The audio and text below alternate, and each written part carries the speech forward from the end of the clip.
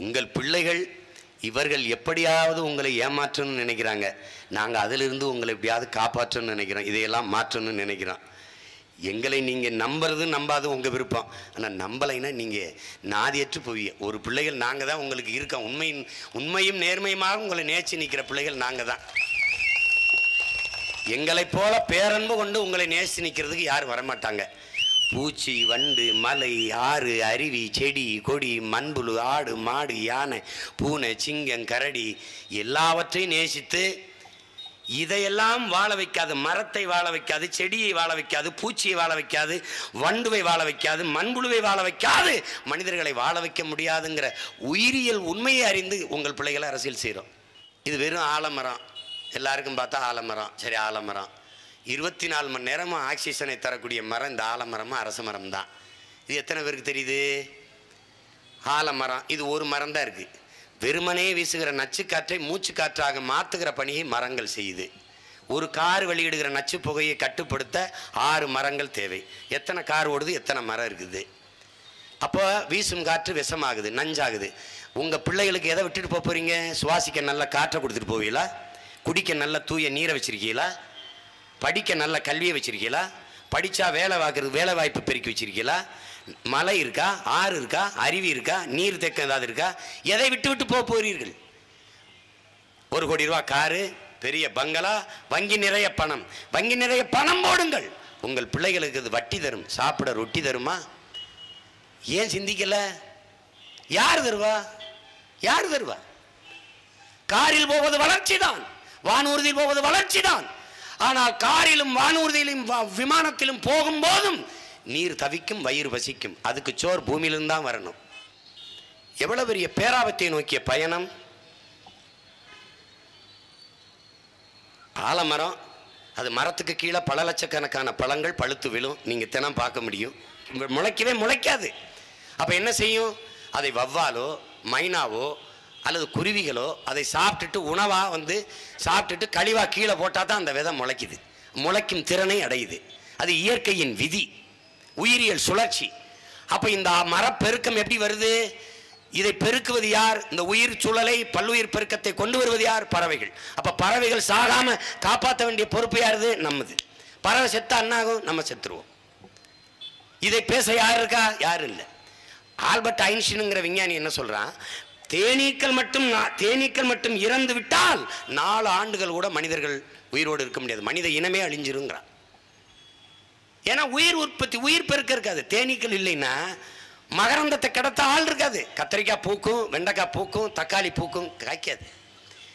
அப்போ தேனீக்கள் போய் தன் உணவுக்கு தேனை உண்ண இந்த பூக்களில் உண்டு அதில் இருக்கிற மகரந்தத்தை ரெக்கையிலையும் மூக்கிலையும் ஒட்டி கொண்டு மற்ற பூக்களுக்கு கடத்தும் போது தான் அது சூழ் கொண்டு கரு கொண்டு காய்க்குது. அப்போ தான் உணவு பெருக்கம் வருது. இப்போ பூச்சி செத்துருச்சுன்னா பூக்கும், காய்க்காது, உணவு பெருக்கம் இருக்காது, பஞ்சம் வந்துடும், பட்னி கிடந்து செத்து போகும். இதுதானே அரசியல்.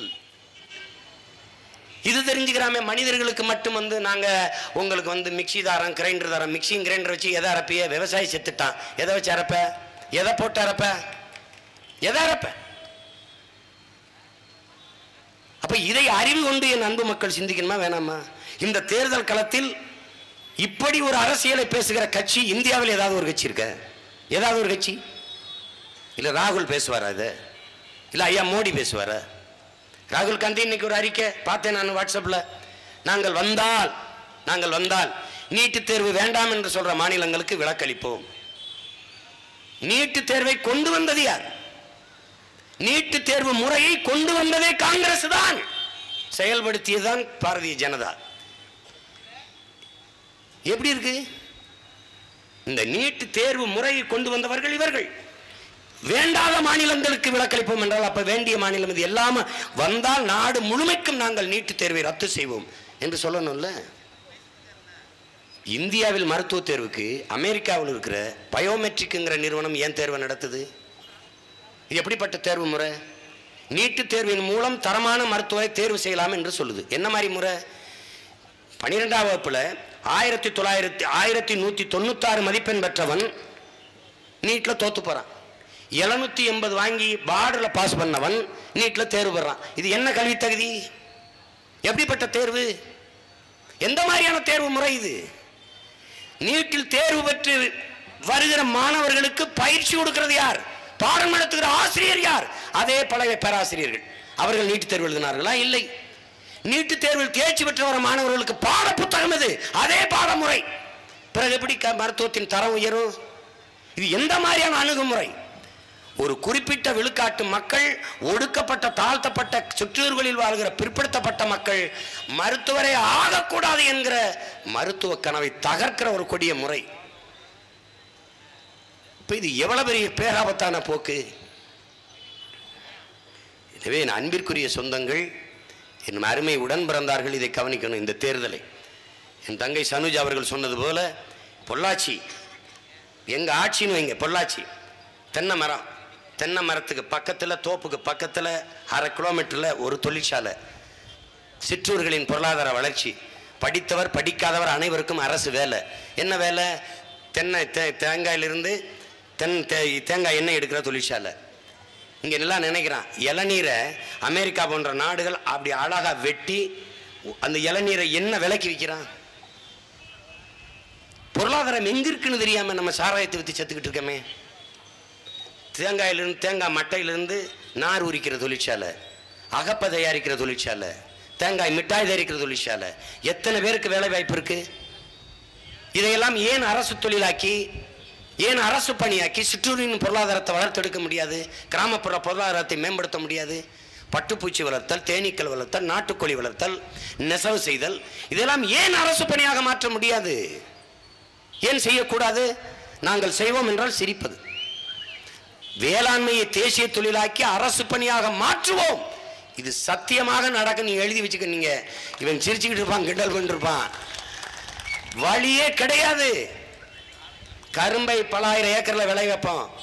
கரும்புல இருந்து நாட்டு சக்கரை, வெல்லம் தயாரிக்கிற தொழிற்சாலை அரசே நடத்தும். எத்தனால் பெட்ரோல் தயாரிக்கிற தொழிற்சாலை. என் தங்கை சொன்னது போல தக்காளி பொள்ளாச்சியில் அப்படி விளையும். 1000 ஏக்கர்ல தக்காளி. நிலத்துக்கு என்ன பண்ணுவேன்?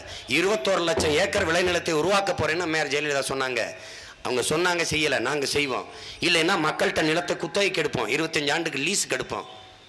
லீஸுக்கு எடுத்து அவர்களுக்கு நிலத்துக்கான உரிய தொகையை கொடுப்போம். அதை வச்சுப்போம். வச்சுட்டா அதுலேருந்து விளை வைப்போம். 25 ஆண்டு முடிஞ்சவொன்னா மறு ஒப்பந்தத்துக்கு வீட்டு குடியானவர்கள்ட்ட போவோம்.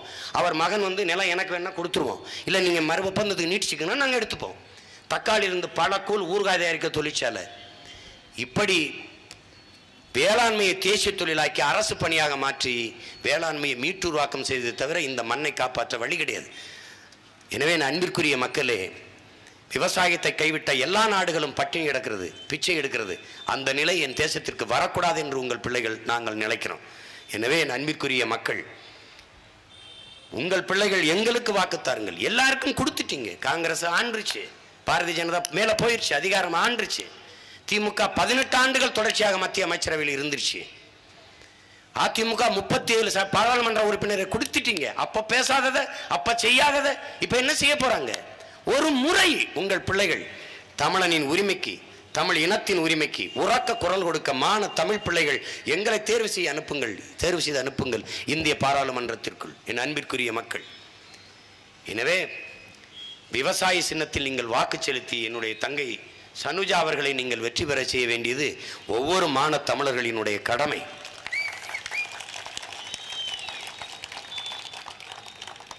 பசித்து சாப்பிடுகிற 3 வேளை உணவு சாப்பிடுகிற ஒவ்வொருவரும் நன்றி உணர்ச்சி சிறிதேனும் இருந்தால் விவசாய சின்னத்திற்கு வாக்கு செலுத்துங்கள்.